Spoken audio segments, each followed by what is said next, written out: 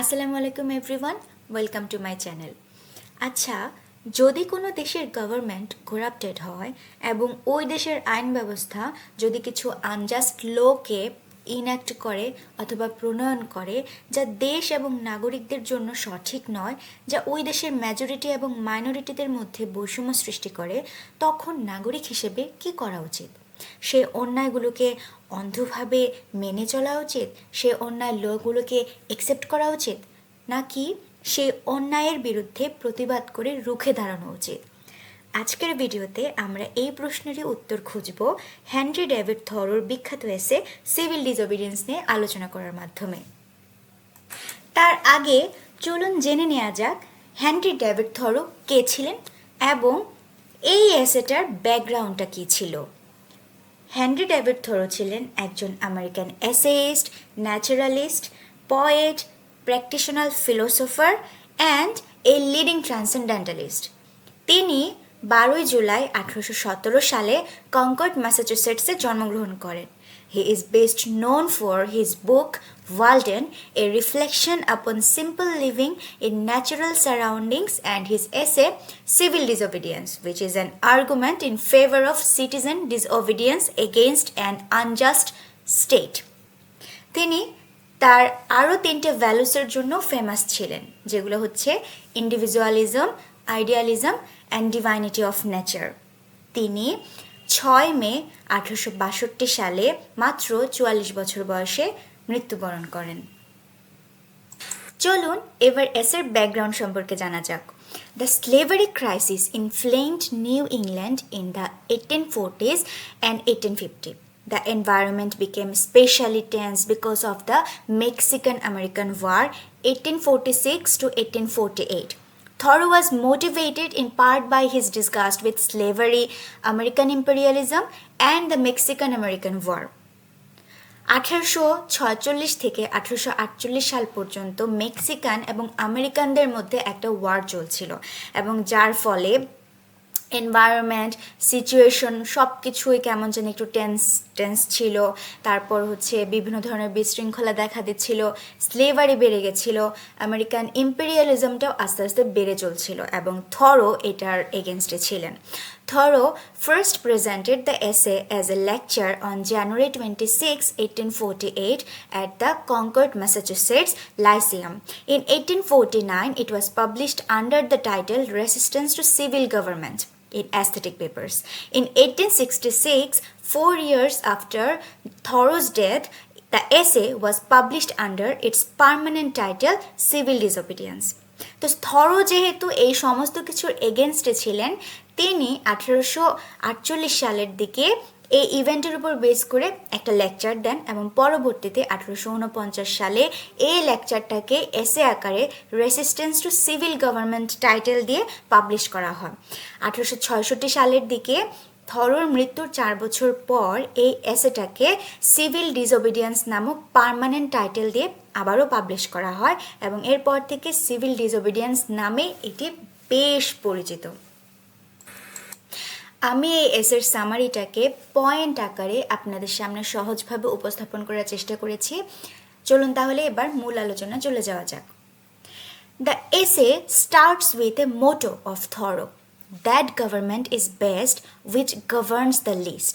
Ultimately, the best government might be no government at all when people are ready. Governments are created for people's convenience but often become inefficient or even harmful. শুরুতে thorough বলেন যে ওই গভর্নমেন্টই best যে তার সিটিজেনদের লাইফে বেশি interfere করে না। থরো তার মোটো দিয়ে এই এসেটাকে শুরু করেন। একটি দেশে বা রাষ্ট্রে গভর্নমেন্ট এক্সিস্ট করে কারণ জনগণ তাদেরকে ভোটের মাধ্যমে তাদের প্রতিনিধি হিসেবে নির্বাচন করে, যার দ্বারা তারা তাদের নিডস, ডিমান্ডস, রাইটসগুলোকে ফুলফিল করতে পারে এবং একই সাথে যে রাষ্ট্রসহ সকল নাগরিককে প্রোটেক্ট করবে। কিন্তু অনেক সময় এই গভর্নমেন্টই করাপ্টেড হয়ে যায় এবং নাগরিকদের ওয়েলফেয়ারের কথা না ভেবে তারা হাতে গোনা কয়েকজনদের কথাই ভাবে, যার কারণে দেখা যায় কি যে ভালোর জন্য গভর্নমেন্টকে ক্রিয়েট করা হয়েছে কিন্তু সেটা হার্মফুল হয়ে গেছে। Government can be abused. A few individuals can manipulate the government for their own interest, as seen in the Mexican War. It is merely a tradition that loses integrity over time and can be controlled by a single person. Government become corrupted. Thoreau then talks about its negative effects. তো তিনি বলেন যে গভর্নমেন্টকে খুব easily abuse করা যায়। কিছু সংখ্যক লোক আছে যারা হচ্ছে গিয়ে তাদের ক্ষমতার অপব্যবহার করে গভর্নমেন্টকে পরিচালনা করে। এখানে উনি মেজরিটিদেরকে উদ্দেশ্য করে বলছেন যে মেজরিটিরা হচ্ছে গিয়ে এই গভর্নমেন্টকে অ্যাবিউজ করছে এবং গভর্নমেন্টকে অ্যাবিউজ করার মাধ্যমে তারা তাদের নিজেদের স্বার্থ সিদ্ধি করছে। Thoreau objects to the notion of majority rule. The majority rules the country not because it is right but because it is physically the strongest. এসের এই পার্টে এসে থরো মেজরিটির রোল নিয়ে কথা বলেছেন যে এই যে মেজরিটিরা যে এই দেশে রুল করছে, তারা যে ক্ষমতায় আছে, দেশ পরিচালনা করছে, তার পিছনে এইটা কারণ না যে তারা হচ্ছে গিয়ে সবসময় রাইট, তারা সঠিক কাজই করছে। তারা ক্ষমতায় আছে কারণ তারা হচ্ছে ফিজিক্যালি স্ট্রংগেস্ট, অন্যদিকে মাইনরিটিরা হচ্ছে দুর্বল। And undue respect for the law makes people the agents of injustice and leads soldiers marching off to war like machine against their will, common sense and conscience. তো এই যে আনজাস্টিস লগুলাকে মানুষ রেসপেক্ট করতেছে, এই লগুলার প্রতি আনডিউ রেসপেক্টটা আসলে মানুষদেরকে এই ইনজাস্টিসের এজেন্ট বানিয়ে ফেলছে, যার কারণে হচ্ছে কি এই যে সোলজাররা যে ওয়ারে যাচ্ছে তারা দেখা যাচ্ছে তাদের নিজেদের ইচ্ছাশক্তির বিরুদ্ধে যাচ্ছে, তারা তাদের কমন সেন্সকে কাজে লাগাচ্ছে না, কনসায়েন্স দিয়ে চিন্তা করছে না, তাদের বিবেক বুদ্ধি সব কিছু লোপ পেয়ে যাচ্ছে। Soldiers, colonel, captain etcetera are becoming mindless tool as machine day by day. Legislators, politicians, lawyers, ministers, office holders serve the state chiefly with their heads without any moral distinctions, as if they are serving the devil. তা উনি এরপরে বলেছেন যে এই যে লেজিসলেটর্স, politicians, lawyers যারা আছে তারা হচ্ছে গিয়ে কোনো ধরনের মরাল ডিস্টিংশনস ফলো করছে না, তারা হচ্ছে গিয়ে স্টেটটাকে এমনভাবে সার্ভ করে যাচ্ছে মনে হচ্ছে তারা স্টেটের জন্য কাজ করছে না, কোনো ডেভিলের জন্য কাজ করছে, তারা নিজেরা নিজেদের স্বার্থ সিদ্ধির জন্য কাজ করে যাচ্ছে, তারা কখনো তাদের কনসায়েন্স ইউজ করতেছে না। On the other side, heroes, patriots, martyrs, reformers who serve the state with their conscience are treated as enemies.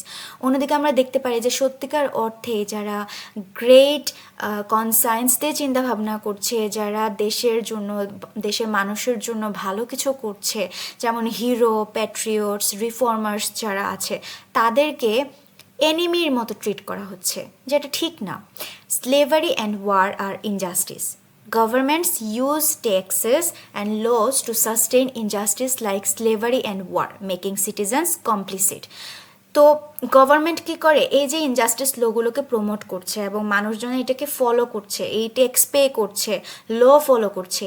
Tax pay করার মাধ্যমে কি হচ্ছে, গভর্নমেন্ট এই যে ট্যাক্সের যে টাকাগুলো আছে সেগুলো নিয়ে ওয়ারের মধ্যে খরচ করতেছে, যার কারণে দেখা যাচ্ছে যে ওয়ার বেড়ে যাচ্ছে, এবং ওয়ার বেড়ে যাওয়ার কারণে দেখা যাচ্ছে স্লেভারি বেড়ে গেছে, আমেরিকান ইম্পেরিয়ালিজমটা বেড়ে গেছে, বিশৃঙ্খলা বেড়ে যাচ্ছে, এবং সিটিজেনের লাইফটাই হচ্ছে মানে বেশি কমপ্লিকেটেড হয়ে যাচ্ছে, কমপ্লিসিট হয়ে যাচ্ছে।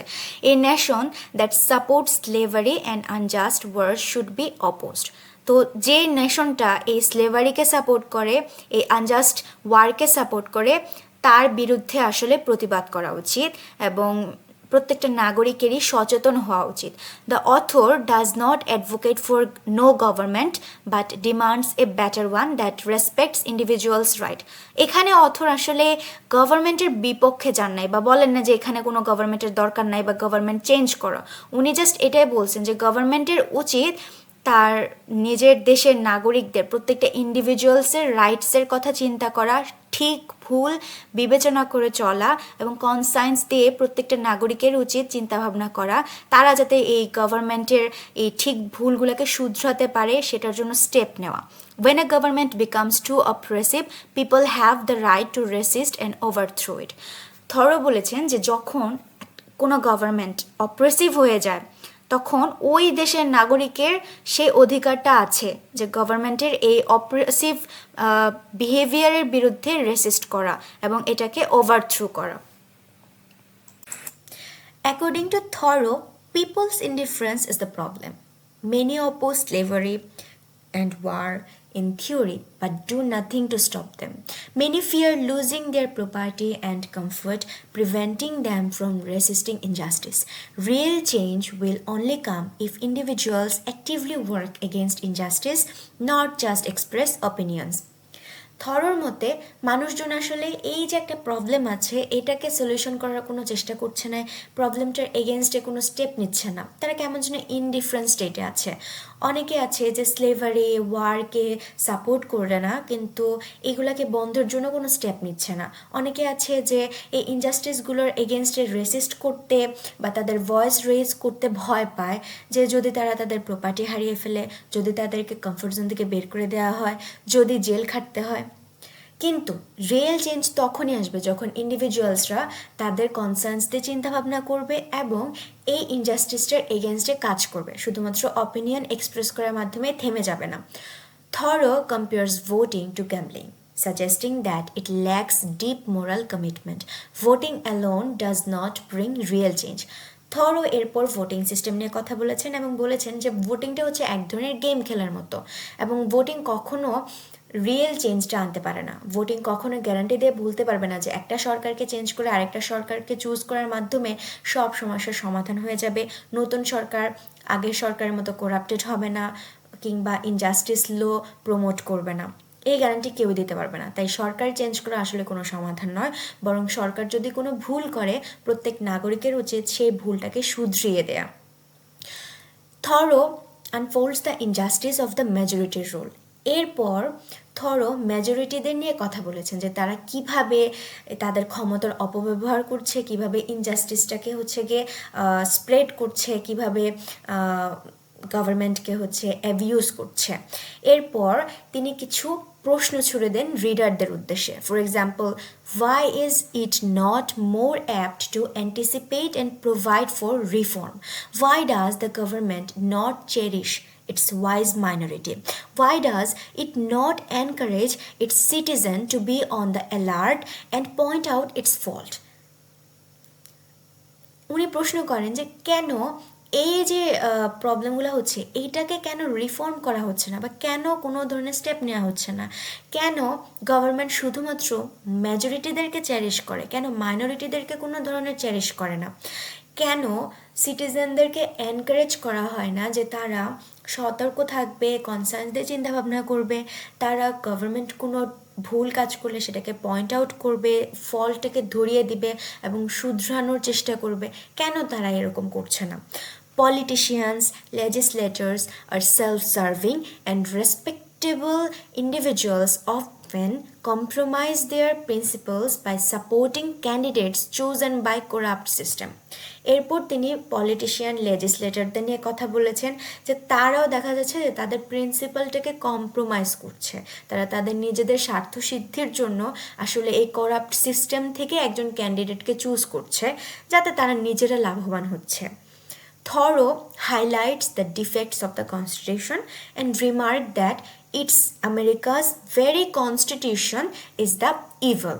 এরপর থরো আমেরিকান যে সংবিধান আছে সেটার ডিফেক্টসগুলো তুলে ধরেছেন এবং উনি বলেছেন যে আসলে আমেরিকান সংবিধানটাই আসলে মূলত ইভিল, সব নষ্টের গোড়া এই সংবিধানটাই। Thoreau's night in jail.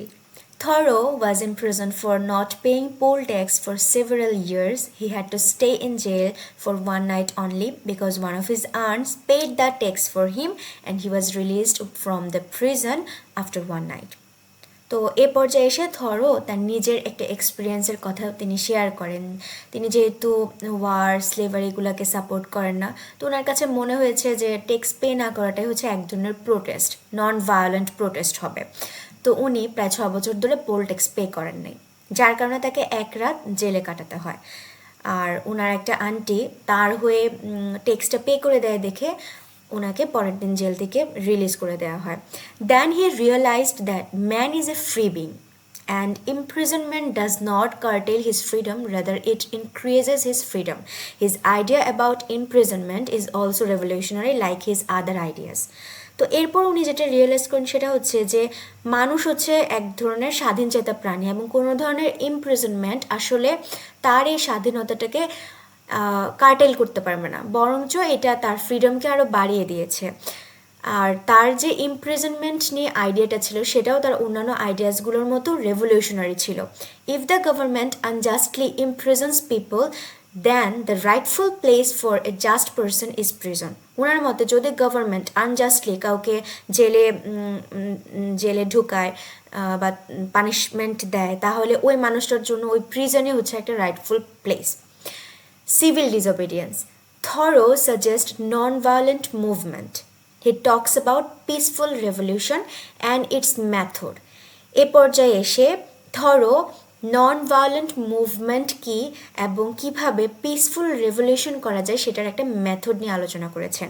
If A thousands man refuse to pay taxes to the government, that would not be considered as a violent and bloody measure on their part as it would be if they agree to pay up the taxes to the government.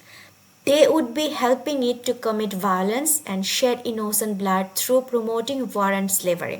Thoreau goes further by saying that the tax collector or any public officer should also resign his office in support of his peaceful revolution for human welfare, so a committed individual or small group can bring about significant change even without majority support. তো উনি বলেছেন যে যদি thousands of people tax pay না করে এবং দেখা যায় যে পাবলিক অফিসার যারা আছে, ট্যাক্স কালেক্টর যারা আছে, তারা যদি রিজাইন করে দেয়, তো এই যে একটা মুভমেন্ট হবে, এটা হবে একটা পিসফুল রেভলিউশন। এখানে কোনো ধরনের ব্লাডশেড হবে না, মারামারি, দাঙ্গা, বিশৃঙ্খলা কিছুই সৃষ্টি হবে না। খুব শান্তিপূর্ণভাবে একটা রেভলিউশন ক্রিয়েট করা যাবে এবং যার মাধ্যমে একটা তুমুল পরিবর্তন আসবে। এসের একদম শেষের দিকে এসে থরো বলেছেন যে একটা গভর্নমেন্ট তখনই পারফেক্ট হবে যখন সে তার কনসেন্সের বেসিসে রাইট রংটা ডিসাইড করবে, মেজরিটিদের দ্বারাই নয়, মাইনরিটিদেরকেও প্রাধান্য দিবে এবং মাইনরিটিদের দ্বারাও পরিচালিত হবে। এবং একটা রাষ্ট্রের নাগরিকরা যখন সচেতন থাকবে, তাদের কনসেন্সের মাধ্যমে চিন্তাভাবনা করবে, গভর্নমেন্ট যদি করাপ্টেড হয়ে যায়, ভুল কোনো সিদ্ধান্ত গ্রহণ করে, তখন প্রোটেস্টের মাধ্যমে, নন ভায়োলেন্ট মুভমেন্টের মাধ্যমে একটা পিসফুল রেভলিউশন ক্রিয়েট করবে, তখনই একটা রাষ্ট্র বা একটা স্টেট এনলাইটেন্ড হবে এবং সত্যিকার অর্থে ফ্রি হবে। থরো বলেছেন, there will never be a really free and enlightened state until the state comes to recognise the individual as a higher and independent power from which all its power and authority are derived. আশা করছি আজকের ভিডিওটি আপনাদের ভালো লেগেছে। Please like, share and subscribe to my YouTube channel. আমাদের পাশেই থাকুন। দেখা হবে নেক্সট ভিডিওতে। আল্লাহ হাফেজ।